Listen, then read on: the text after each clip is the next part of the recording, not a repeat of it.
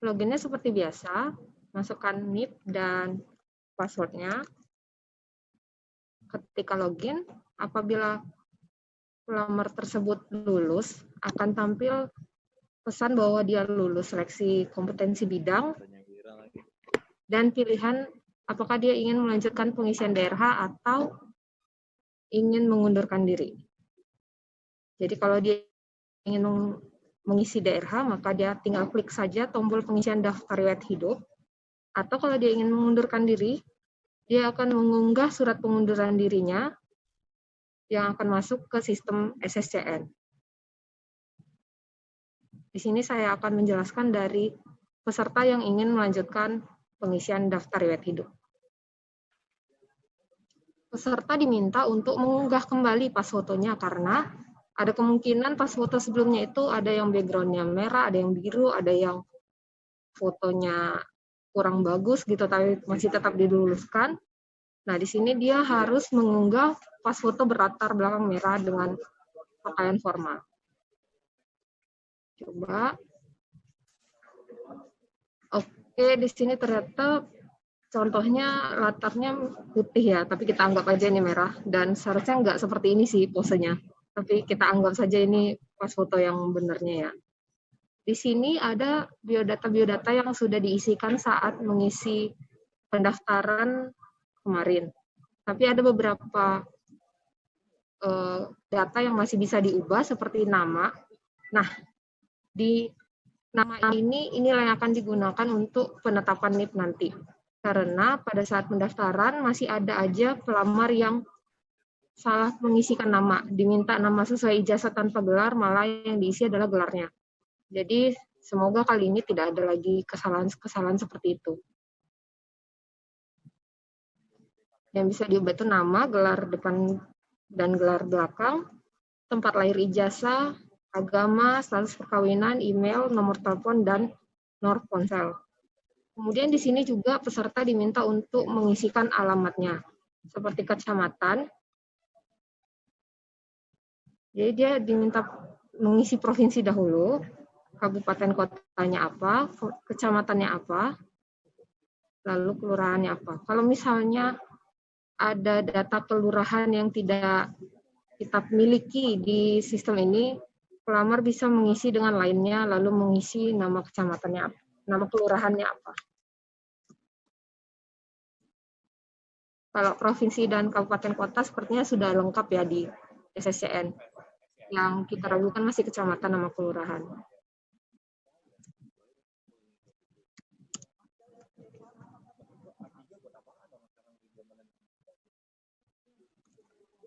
Mendingan standing banner di kantek-kantek aja. Jadi 14 biji. Supaya buat apa? Nggak mungkin juga mereka. Hobi bisa dipilih jenisnya, seperti olahraga. Standing banner. Keterangan hobinya.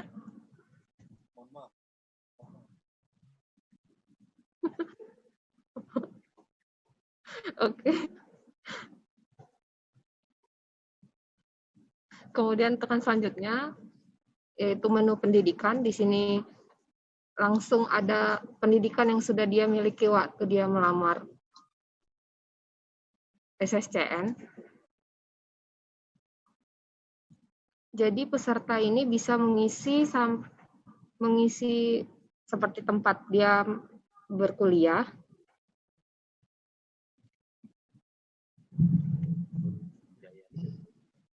nama rektornya,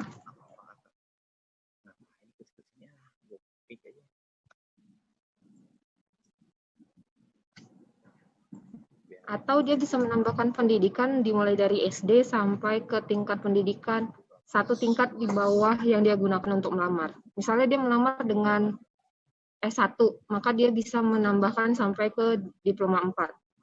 Jadi apabila ada pelamar yang sudah berkuliah sampai S2, dia tidak bisa menambahkan riwayat pendidikan S2-nya, atau pelamar yang mempunyai sarjananya ada 2, seperti dia ilmu komputer satunya lagi akuntansi. Tapi dia melamar dengan ilmu komputernya, maka dia tidak bisa mendaftarkan riwayat pendidikan akuntansinya. Seperti itu.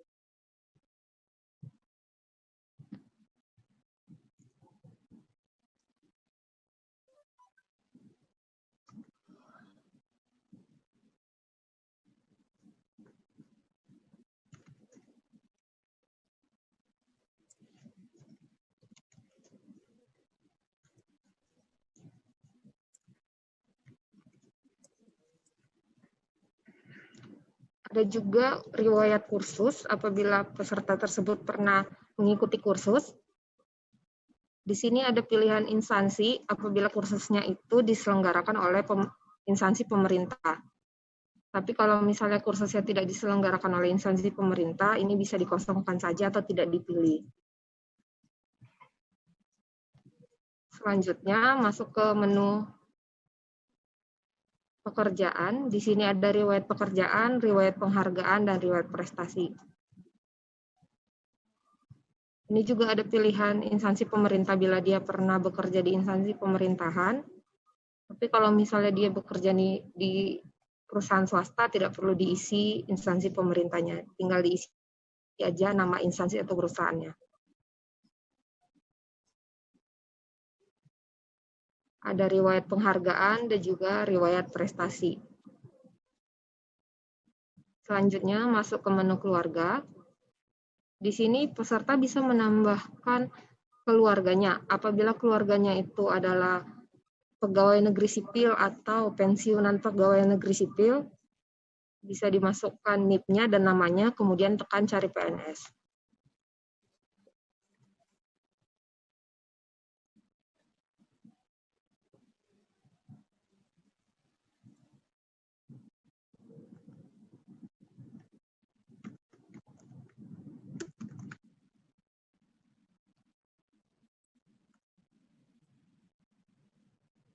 Kalau misalnya NIP dan nama itu ditemukan di sistem kita, maka langsung terisi pekerjaannya adalah pegawai negeri sipil atau pensiunan pegawai negeri sipil, dan perusahaan atau instansinya itu adalah instansi pemerintah di mana dia bekerja. Untuk istri dan suami ada isian akte menikah, tanggal menikah, dan status perkawinan. Sedangkan untuk anak, orang tua, dan saudara kandung, hal tersebut tidak ada. Jadi hanya begini saja. Ini nomor kakak sampai status hidup. Ya, tambahin.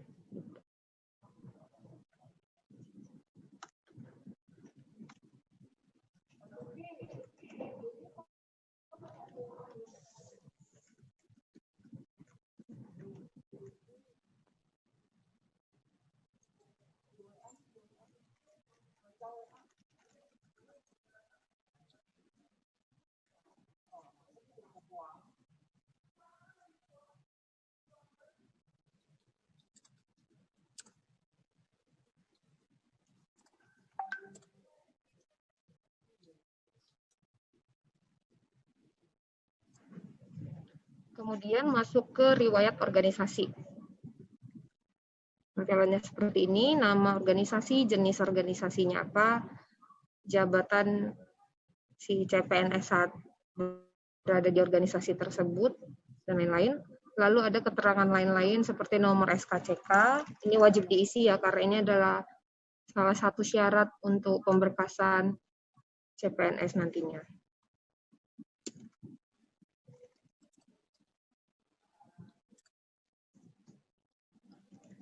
Nah, perlu dipastikan bahwa tanggal SKCK dan tanggal kesehatan jasmani juga bebas narkobanya ini perlu berada dalam waktu yang masih berada dalam waktu 6 bulan sampai dia pemberkasan. Jadi kalau misalnya dia mengisinya sudah lewat dari 6 bulan, nanti pemberkasannya tidak akan bisa diproses di sistem kita ya.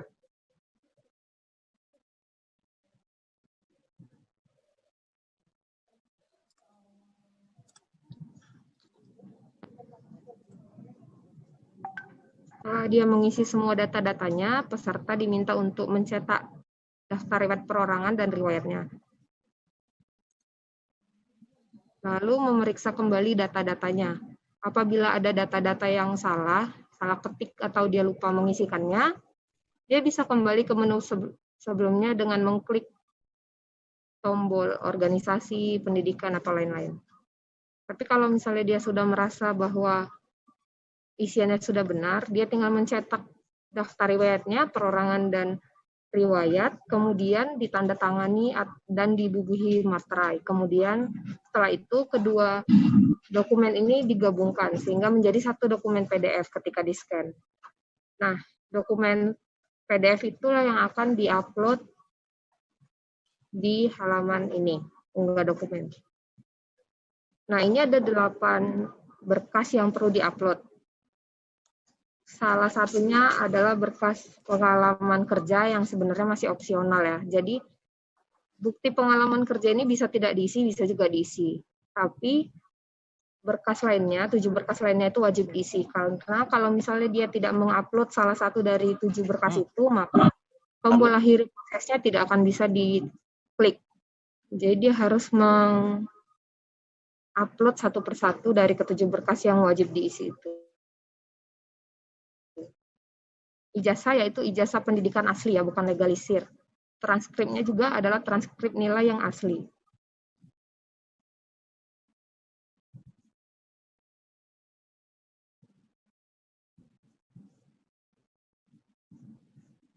Nah, DRH-nya ini harus sesuai dengan Perban BKN nomor 14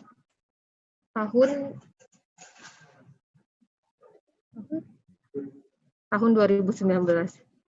Jadi harus ada materai dan tanda tangannya.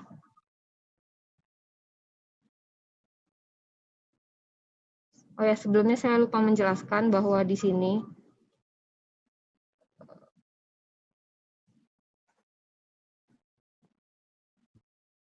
ada isian yang harus ditulis tangan dengan tinta warna hitam dan huruf kapital ya, seperti nama, kabupaten, dan tanggal lahirnya.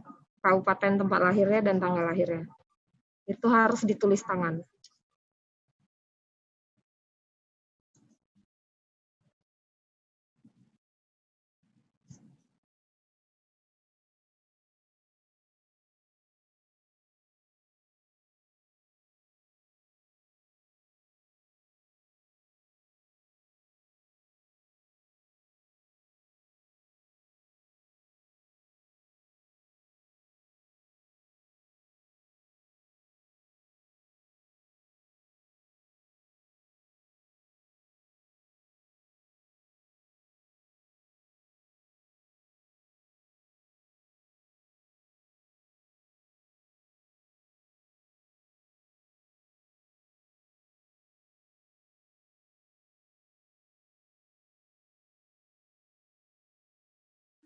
Nah, berkas ini masih bisa dilihat lagi ya.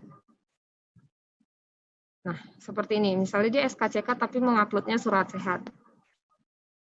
Ketika dia melihat bahwa uploadannya salah, dia bisa mengunggah kembali menjadi SKCK atau berkas yang benar.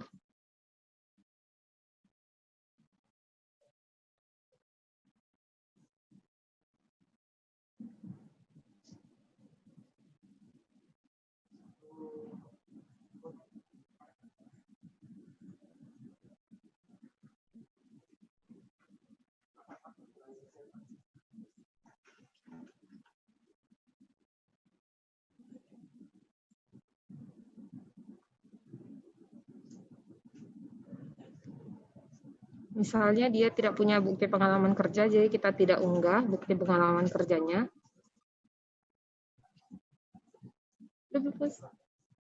Ini apa tadi? Oh. Kita coba akhiri proses pengisian DRH ya.